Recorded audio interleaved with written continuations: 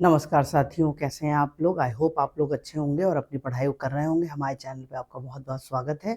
जैसे कि हम यूपी स्पेशल की एक श्रृंखला चला रहे हैं जिसमें हम कम समय में आपको हर वो महत्वपूर्ण टॉपिक पढ़ा रहे हैं जो आपके एग्जाम के लिए बहुत महत्वपूर्ण है और इनसे आपको एग्जाम में क्वेश्चन मिलते हैं।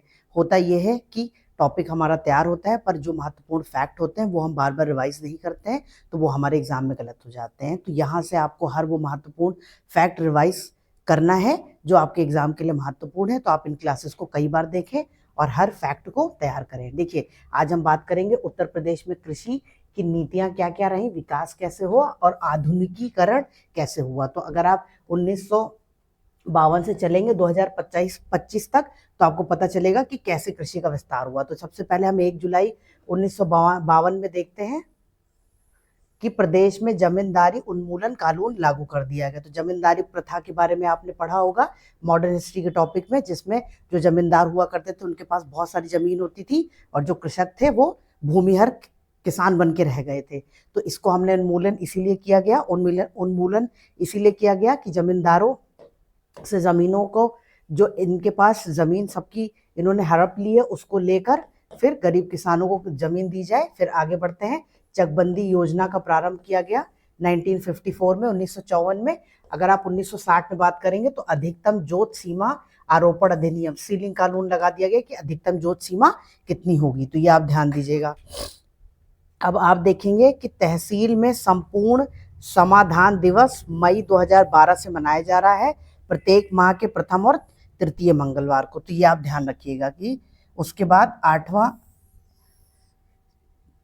8 मई 2017 को आप देखेंगे तो एंटी भू माफिया टास्क फोर्स का गठन किया गया। तो ये याद कर लीजिएगा, ये बहुत महत्वपूर्ण है और ये भी क्वेश्चन पूछता है कि उत्तर प्रदेश में जमींदारी उन्मूलन कानून कब लागू किया गया। तो ये दोनों आप याद कर लीजिएगा कि एंटी भू माफिया टास्क फोर्स। ठीक, फिर अब बंजर और ऊसर भूमि के बारे में बात करेंगे तो एक पूर्व योजना है जो कि 2009 से 2018 तक चली, जिसका काम ये था कि 32 जिलों में ऊसर भूमि और 12 जिलों में बीहड़ में सुधार करना। बीहड़ का इलाका कौन सा है ये हम आपको पढ़ा चुके हैं, तो आप कमेंट सेक्शन में बताइएगा उत्तर प्रदेश के वो जिले कौन से हैं जिनको हम बीहड़ में देखते हैं या काउंट करते हैं। फिर आप देखिए, वर्तमान महाअभियान में अगर आप देखेंगे तो पंडित दीनदयाल उपाध्याय किसान समृद्धि योजना ये चल रही है और इसका काम क्या है, बंजर और बीहड़ में उपचार करना 2022-23 से 2026-27 तक। तो इसकी अवधि और इसका नाम, और अगर आप इसमें देखेंगे तो जो गौतम बुद्ध नगर है ये जिला छोड़कर बाकी 74 जिले इसमें शामिल हैं। तो ये बहुत महत्वपूर्ण फैक्ट है, ये आप तैयार कर लीजिएगा। ठीक, ये आपको ध्यान होना चाहिए। फिर आगे देखते हैं। अब देखिए, इसमें किसान के सशक्तिकरण, पहचान और सुरक्षा के लिए क्या क्या काम किया गया। किसान वही योजना ये 1992 की है, इसको एकदम याद कर लीजिएगा, ये बहुत बार आपके एग्जाम में पूछी गई है। फिर किसान क्रेडिट कार्ड 1998, 99 ऐसे भी आता है एग्जाम में, तो ये भी तैयार करिएगा, ये भी बहुत महत्वपूर्ण है। ठीक, फिर आप एक देखेंगे आम आदमी बीमा योजना, ये 2008 की है। और इसके बाद राष्ट्रीय कृषि और मौसम आधारित एक फसल बीमा योजना लाई गई थी जब नरेंद्र मोदी जी की सरकार आई थी केंद्र में। तो ये भी बीमा योजना है फसल के लिए, तो ये आप याद रखिएगा 2014 की है फसल बीमा योजना 2014। इस पे क्वेश्चन बना देता है कि ये योजना कब आई थी। ठीक, तो ये आप ध्यान कर लीजिएगा और ये सारे फैक्ट बहुत महत्वपूर्ण है, इन्हें अच्छे से तैयार कर लीजिएगा। अब कृषि ज्ञान नेटवर्क में आप देखेंगे तो जो 89 है वो कितने कृषि विज्ञान केंद्र उत्तर प्रदेश में बनाए हुए हैं टोटल। ये मार्च 2024 तक का डेटा है, अब बढ़ भी गया होगा। देखिए, हमने आपसे हमेशा कहा है कि जो भी डेटा का क्वेश्चन हो वो समय के साथ बदलता रहता है। क्यों? क्योंकि वैल्यूज बढ़ती हैं।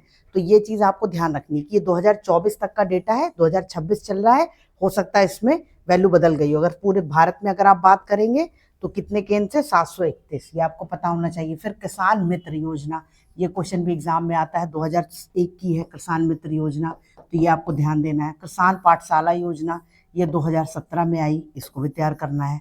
ठीक है, अब इसका लक्ष्य क्या होगा पाठशाला योजना का, कि किसान को शिक्षित करना और उसको टेक्नोलॉजी के साथ में फ्रेंडली बनाना। जैसे मान लीजिए कोई किसान है, उसको पढ़ना नहीं आता, लेकिन आज के टाइम में आप देखिए गांव में भी लोग मोबाइल अच्छे से यूज कर पाते हैं, तो वो क्या हो गए हैं, टेक्नोलॉजी को समझ के सीख के उसके साथ फ्रेंडली हो गए हैं।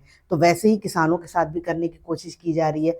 फिर आप देखेंगे कि 251 भारत में मंडियां हैं इस समय, विनियमित मंडियां, फरवरी 2025 का ये डेटा है। फिर 4 आप देखेंगे तो ये किसान बाजार है। अगर उत्तर प्रदेश में किसान बाजार की संख्या देखनी है तो आप देखेंगे वो 4 है, ठीक, ये ध्यान रखिएगा।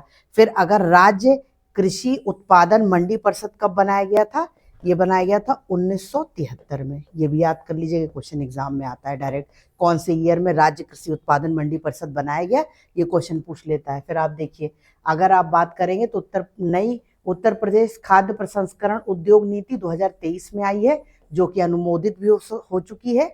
फिर ITC ई चौपाल, अब ई चौपाल का मतलब यहाँ पर क्या है, इलेक्ट्रॉनिक चौपाल, ठीक। तो ये आप ध्यान रखेंगे, इलेक्ट्रॉनिक चौपाल का मतलब कि हमने जो ग्रामीण चौपाल है उसको डिजिटल कन्वर्ट कर दिया है, अब उसको डिजिटली यूज कर पाएंगे, ठीक है। तो टोटल हमने कितनी बना दी हैं, 2000 ही चौपालें अब तक स्थापित कर दी हैं, ठीक। और वो भी कितने जिलों में, 51 जिलों में, तो ये भी याद कर लीजिएगा। अब यहाँ आप देख रहे हैं, देखिए ई चौपाल है, इसको हमने कंप्यूटर से कनेक्ट कर दिया। आप कहीं पर भी बैठे हैं, वाईफाई और आपके पास इंटरनेट का कनेक्शन है, तो आप जान सकते हैं उसके बारे में सब कुछ, या उस पर बात कर सकते हैं, अपनी बातें कह सकते हैं, है ना। तो ये चीज़ें, कनेक्टिविटी इससे बढ़ती है, तो इसलिए हमने ऐसा किया है। फिर अब आगे देखिए, एकीकृत बागबानी विकास मिशन 2014-15 से 45 जिलों में ये संचालित है, कि जो बागबानी है उसको एकीकृत करने के लिए एक मिशन चलाया गया है। और ये कब से शुरू किया गया, 14-15। अब आप देखेंगे पूर्वी उत्तर प्रदेश में हरित क्रांति का विस्तार उपयोजना, ये 2010-11 से है।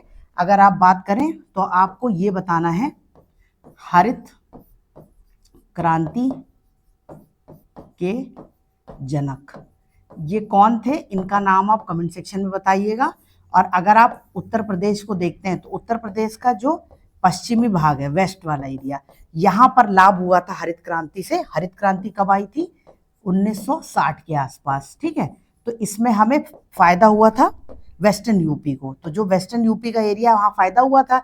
2010-11 में हमने इसको ईस्टर्न यूपी में भी लागू किया और वहाँ पर उसका विस्तार करने की कोशिश की है अभी तक, ठीक। अब हम जैविक खेती की बात करेंगे।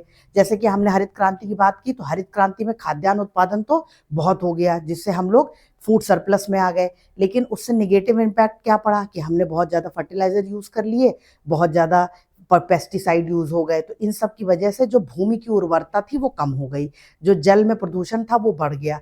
तो इससे समय के साथ साथ भूमि की उर्वरता कम होती गई। तो हम अब हम बात कर रहे हैं कि अब हम फर्टिलाइजर और पेस्टिसाइड्स, केमिकल्स नहीं यूज करेंगे, जैविक खेती करेंगे, ठीक। तो जैविक खेती से मृदा की उर्वरता बढ़ेगी। और इसके लिए उत्तर प्रदेश में क्या किया जा रहा है, तो उत्तर प्रदेश का एक जिला है हमीरपुर, इसको मॉडल जिले के रूप में चयनित किया गया है। वहां पर जैविक खेती के जो भी प्रोसेस हैं, जो भी नियम है, उसको लागू किए जाएंगे, उसके हिसाब से खेती की जाएगी। अगर हम उसमें सफल होते हैं तो उसके बाद वो हम पूरे उत्तर प्रदेश में लागू कर देंगे, ठीक। अगर आप देखेंगे प्रयोगशालाएं, तो जैविक खेती के लिए प्रयोगशालाओं की जरूरत है। क्यों, क्योंकि ये, जैसे हम बोलते हैं, इमर्जिंग टेक्नोलॉजी। इमर्जिंग टेक्नोलॉजी का मतलब कि जिसमें कार्य अभी प्रगति पर है, तो इसमें अभी कार्य प्रगति पर है। तो प्रयोगशाला हमने मेरठ, अगर आप देखेंगे तो मेरठ और बनारस, वाराणसी, ये 2 ऐसे जिले हैं जहां पर हमने इनके लिए प्रयोगशालाएं बनाई हैं, स्थापित की हैं, और इन प्रयोगशालाओं में हम जैविक खेती के लिए रिसर्च कर रहे हैं। अब देखेंगे आप 49 जिले, तो जैविक खेती के लिए क्लस्टर आधारित प्रोत्साहन 49 जिलों को दिया जा रहा है, जिससे वो जैविक खेती पर स्विच हो सकें। फिर अगर आप देखेंगे 2022 तक किसानों की आय दुगनी करने का लक्ष्य रखा गया था। उसके लिए 8 सूत्री रणनीति बनाई गई थी। और उसके बाद हम जिलेवार उत्पादकता देख रहे थे कि कौन से जिले में उत्पादकता बढ़ी, कि कौन से जिले में नहीं। तो उसके लिए हमने देखा, तो हमने विकसित जिले, विकासशील जिले और कम विकसित, इसमें कैटेगराइज कर दिया उत्तर प्रदेश के जिलों को। तो विकसित जिले कौन से थे, 19 जिले, और विकासशील में 40 जिले आ गए, कम विकसित में 16 जिले आ गए, ठीक है। तो ये आप ध्यान रखें, यह वर्गीकरण आय दुगनी करने की रणनीति के तहत कृषि उत्पादकता पे आधारित है कि कहाँ पर किस जिले में कितनी उत्पादकता हो रही है। अगर उत्पादकता बढ़ी है तो वो डेवलप्ड है, अगर बढ़ रही है प्रोसेस में है तो डेवलपिंग है, और नहीं बढ़ रही है या बहुत धीमी है तो लेस डेवलप्ड है। तो ये आपको ध्यान रखना है, ठीक। फिर आप देखेंगे किसान समृद्धि आयोग बनाया गया जिसका गठन 10 नवंबर 2017 में किया गया था। इसके अध्यक्ष जो होते हैं वो मुख्यमंत्री होते हैं, ये आपको तैयार करना है, ठीक। और इसका लक्ष्य यही है कि किसानों की आय को दुगना करना। फिर कृषि कुंभ की बात आप करेंगे तो राज्य में पहली बार अंतर्राष्ट्रीय स्तर पर आयोजन किया गया था 26 से 28 अक्टूबर 2018 में, ठीक है। ये कृषि कुंभ पहली बार कब किया गया था, ये महत्वपूर्ण होता है क्योंकि देखिए कृषि कुंभ, मान लीजिए करंट अफेयर्स में है कि कृषि कुंभ उत्तर प्रदेश में हुआ, पर अगर वो स्टैटिक क्वेश्चन बनाना चाहेगा तो वो पूछ लेगा कि कृषि कुंभ उत्तर प्रदेश में पहली बार कब हुआ था, तो 2018 में। ये आपको ध्यान देना है, ठीक है। अब एक बार ये फटाफट से ये जितने भी ईयर हैं इनको रिवाइज कर लीजिए और इनको अच्छे से तैयार कर लीजिए। जमींदारी उन्मूलन उत्तर प्रदेश में कब किया गया, 1952 में। फिर सीलिंग कानून कब लगाया गया, 1960 में। मंडी परिषद की स्थापना 1973 में।